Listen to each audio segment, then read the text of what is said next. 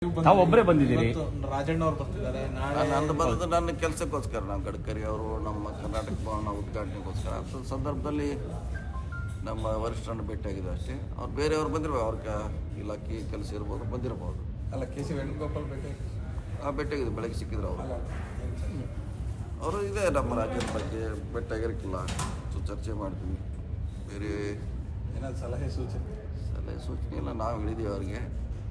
ನಮ್ಮ ಅನಿಸಿಕೆಗಳನ್ನು, ನಮ್ಮ ಅಲ್ಲಿರುವಂಥ ಸಮಸ್ಯೆಗಳ ಬಗ್ಗೆ ಚರ್ಚೆ ಮಾಡಿದ್ವಿ. ರಾಜಕೀಯ ನಾಯಕರು ಸರ್ಕಾರದ ಬಗ್ಗೆ ಅಂತ ಚರ್ಚೆ ಮಾಡುವಂಥ ಕೆಲವೊಂದಿಷ್ಟು ನಾಯಕರುಗಳನ್ನ ತಮ್ಮ ನೇತೃತ್ವದಲ್ಲಿ ವಿದೇಶ ಪ್ರವಾಸಕ್ಕೆ ಹಮ್ಮಿಕೊಂಡಿದ್ರು ಅನ್ನೋದು ಚರ್ಚೆ ಇತ್ತು. ಎಲ್ಲ ಸುಳ್ಳು. ಎರಡು ಸಲ ಹೇಳಿದ್ರೆ ಅದೇನೋ ಒಂದು ವರ್ಷದಿಂದ ಹಂಗೆ ಹಳಿದೆ ಮತ್ತೆ ಪದೇ ಪದೇ ಹೋಗ್ತಿರ ಈ ವಿಚಾರ ಬರ್ತಾ ಇರ್ತಾರೆ ಸರ್.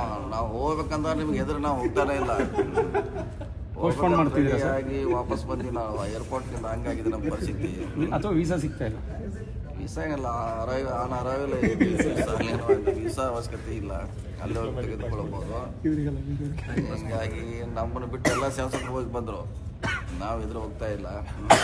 ಸುಮಾರು ಶಾಸಕರು ಹೋಗಿ